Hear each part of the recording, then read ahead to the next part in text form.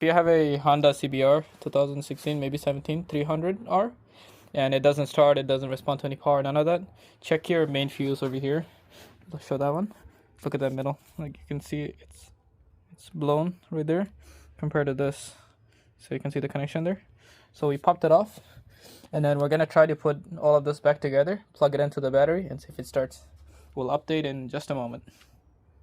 Okay, we finally got the lights to turn on. That means, and then the RPM went back down. So that means there's something happening, but maybe the ignition is bad. The ignition fuse is bad.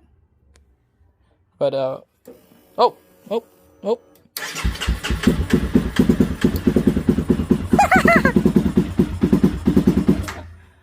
Bad battery. This is the battery. Bad battery. Alright, do it one more time. Let's see. Make sure it actually works.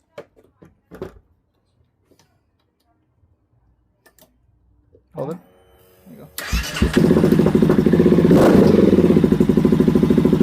Hold on.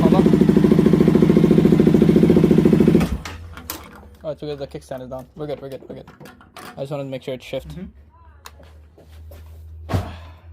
See?